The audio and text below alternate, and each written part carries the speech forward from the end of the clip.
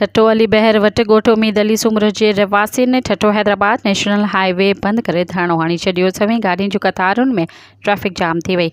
अली बहर वटि ॻोठ उम्मीद अली सूमर जे रवासियुनि जे प्लाट ते थियल कब्ज़े ख़िलाफ़ ॻोठाणनि ठट्टो हैदराबाद नेशनल हाईवे बंदि करे धरणो हणी छॾियो। धरणे में वेठल हाफ़िज़ अताउल्ला सूमरो सहाफ़ियुनि सां ॻाल्हाईंदे चयो आहे त रहीम बख़्श सूमरो असांजे प्लाट ते ज़बरदस्ती कब्ज़ो करे वरितो आहे। असां हिते जे सभिनी चङनि ऐं वस वारनि खे प्लाट तां कब्ज़ो ख़तमु कराइण जो चयो आहे, पर असांजे प्लाट तां अञा ताईं कब्ज़ो ख़तमु नाहे कराए वियो।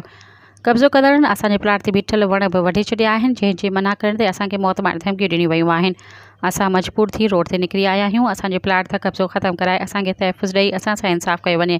नेशनल हाईवे बंदि थियण ते SHO खींचर कादिर बख्शोरो ऐं तर जे मोअज़्ज़िज़ सरदार हाजी मुनव्वर अली हलायो मुज़ाहिरीन सां ॻाल्हियूं करे मसइले खे हल कराइण जो यकीन दहानी कराई, जंहिं खां पोइ मुज़ाहिरीन बंदि कयल नेशनल हाईवे खोले धरणो ख़तमु करे छॾियो।